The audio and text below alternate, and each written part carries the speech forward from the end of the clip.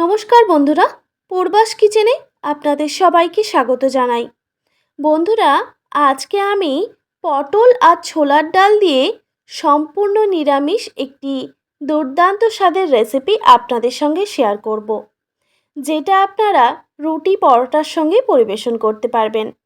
আর এই রেসিপিটা গরম ভাতের সঙ্গেও কিন্তু মন্দ লাগবে না। আশা করি আজকের রেসিপি আপনাদের ভালো লাগবে। তো পটল আর ছোলার ডালের রেসিপি বানানোর জন্য আমি এখানে পটলগুলোকে এইভাবে কেটে নিয়েছি।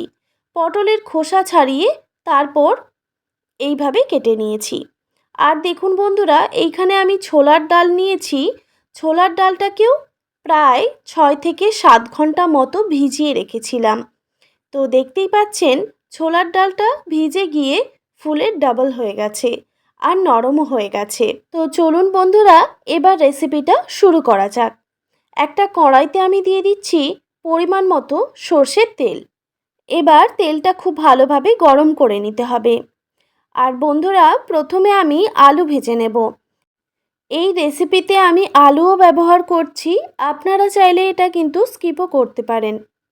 আর বন্ধুরা, আলুগুলোকে আমি একটু বড় সাইজে কেটে নিয়েছি। আর আলু ভাজার সময় অবশ্যই স্বাদমতো নুন দিয়ে দিতে হবে।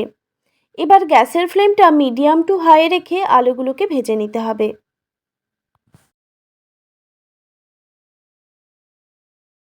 গ্যাসের ফ্লেমটা মিডিয়াম টু হাই রেখে আমি আলুগুলোকে বেশ লাল লাল করে ভেজে নিয়েছি। এবার আমি আলুগুলো তুলে নিচ্ছি।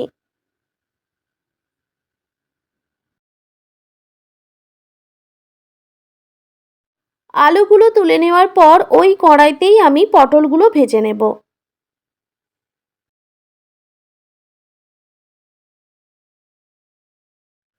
আর পটল ভাজার সময় অবশ্যই স্বাদমতো নুন দিয়ে দিতে হবে।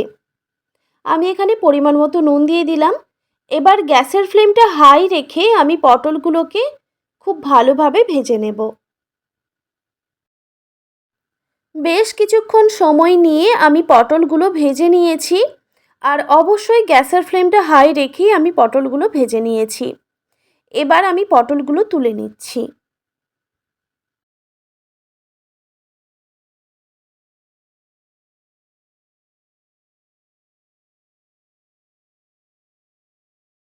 তারপর ওই কড়াইতেই আবারও দিয়ে দিলাম পরিমাণ মতো সর্ষের তেল।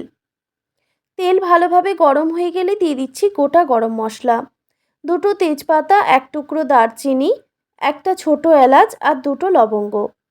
গোটা গরম মশলা থেকে সুন্দর ফ্লেভার ছেড়ে দিলেই দিয়ে দিলাম গোটা জিরে 1/2 টেবিল চামচ পরিমাণে। এরপর গোটা জিরেটাও ভাজা হয়ে গেলে দিয়ে দিচ্ছি 1 টেবিল চামচ পরিমাণে আদা বাটা। এবার গ্যাসের ফ্লেমটা একদম লোতে রেখে আদাটাকে একটু ভেজে নিতে হবে। আর আদা ভাজার সময় অবশ্যই গ্যাসের ফ্লেম লোতে রাখতে হবে, না হলে কিন্তু আদাটা গায়ে ছিটতে পারে। আদা কিছুক্ষণ ভেজে নেওয়ার পর এখানে আমি গুঁড়ো মশলা অ্যাড করছি। দিয়ে দিচ্ছি হলুদের গুঁড়ো 1 টেবিল চামচ পরিমাণে, 1/2 টেবিল চামচ পরিমাণে জিরে গুঁড়ো আর 1/2 টেবিল চামচ পরিমাণে ধনে গুঁড়ো। এখন আমি লঙ্কার গুঁড়োটা অ্যাড করব না, আমি লঙ্কাটা পরে অ্যাড করব।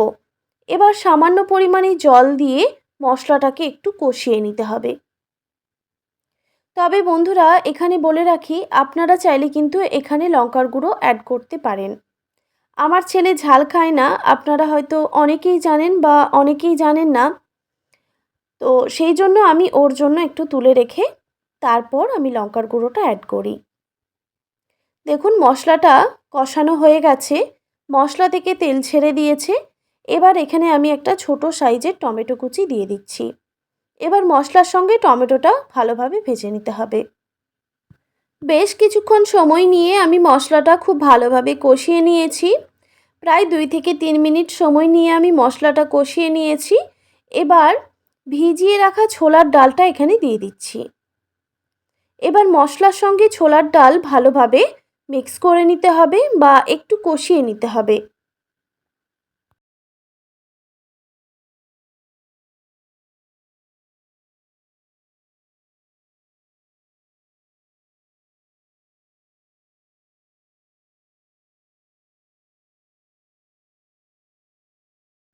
প্রায় 1 মিনিট মতো সময় নিয়ে আমি মশলার সঙ্গে ছোলার ডাল ভালোভাবে কষিয়ে নিয়েছি। এবার এখানে আমি দিয়ে দিচ্ছি পরিমাণ মতো জল। আমি এখানে অল্প পরিমাণেই জল ব্যবহার করছি। এবার জলটা দেওয়ার পর খুব ভালোভাবে মিক্স করে নিতে হবে। তারপর একটা ঢাকনা দিয়ে আমি ঢেকে দেব প্রায় 1 মিনিট মতো, গ্যাসের ফ্লেমটা হাই রেখে।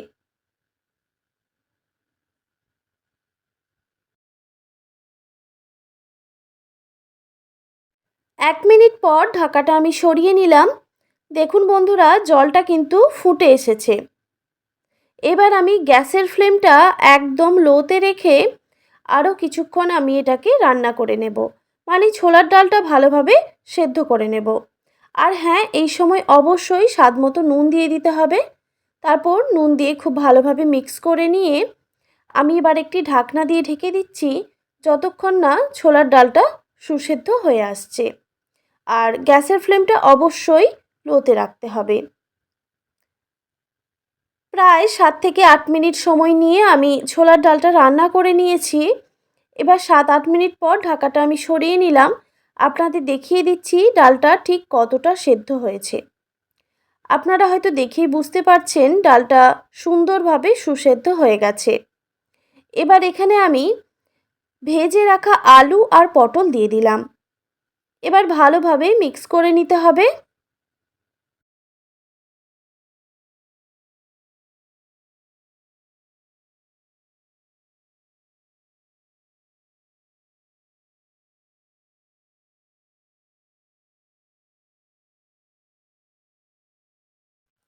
ভালোভাবে মিক্স করে নেওয়ার পর এখানে আমি দিয়ে দিচ্ছি পরিমাণ মতো জল।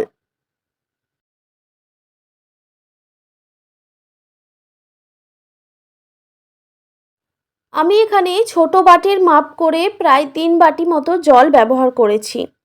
আপনারা আপনাদের জলটা আন্দাজ মতো দিয়ে দেবেন। এবার ভালোভাবে নাড়াচাড়া করে নিয়ে একটি ঢাকনা দিয়ে আমি ঢেকে দিচ্ছি প্রায় 7 থেকে 8 মিনিটের জন্য, গ্যাসের ফ্লেমটা হাই রেখে। 7-8 মিনিট পর ঢাকাটা আমি সরিয়ে নিলাম। দেখতেই পাচ্ছেন বন্ধুরা, জলটা কিন্তু ফুটে এসেছে। তো আমি আবারও ভালোভাবে নাড়াচাড়া করে নিয়ে আবারও একটি ঢাকনা দিয়ে ঢেকে দিচ্ছি প্রায় 5 মিনিটের জন্য, গ্যাসের ফ্লেমটা একদম লোতে রেখে। 5 মিনিট পর ঢাকাটা আমি সরিয়ে নিচ্ছি। এবার আলুটা সেদ্ধ হয়েছে কিনা সেটা চেক করব।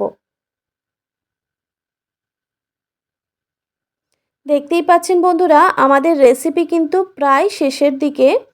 তো এখনও পর্যন্ত কিছু উপকরণ দেওয়া বাকি আছে, সেগুলো দিলে তারপরে এই রেসিপিটি সম্পূর্ণ হবে। দেখুন আলুটা সুন্দরভাবে সুসেদ্ধ হয়ে গেছে। এবার এখানে আমি কিছু উপকরণ মেশাচ্ছি, সেটা একটু লক্ষ্য করুন। এবার আমি দিয়ে দিচ্ছি প্রায় 1 টেবিল চামচ পরিমাণে চিনি। যেহেতু নিরামিষ রান্না, তাই স্বাদ মতো চিনিটা দিলে সেই রান্নার স্বাদটা বেশি ভালো হয়। এবার এখানে আমি দিয়ে দিলাম ড্রাই কসুরি মেথি আর 1 চিমটি পরিমাণে গরম মশলার গুঁড়ো, আর দিয়ে দিচ্ছি 2 টেবিল চামচ পরিমাণে ঘি।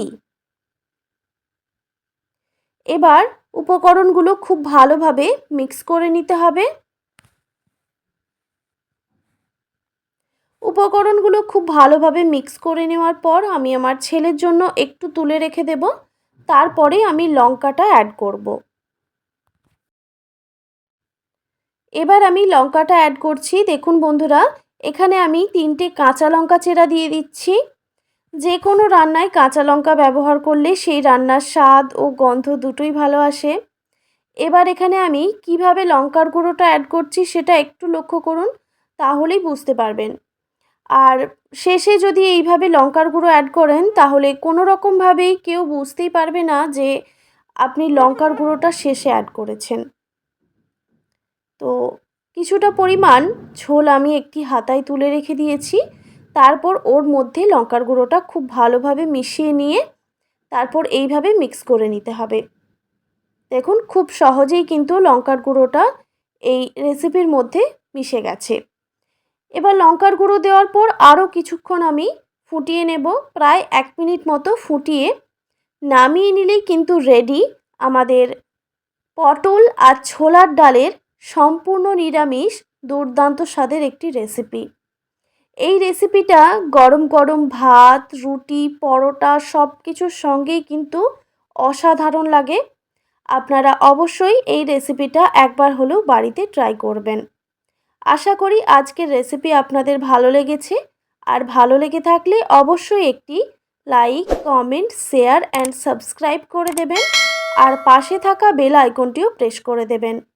তাহলে নিত্য নতুন রান্নার ভিডিওগুলি আপনাদের কাছে পৌঁছবে। আর বন্ধুরা, এতক্ষণ আমার সঙ্গে থাকার জন্য আপনাদের সবাইকে অনেক ধন্যবাদ।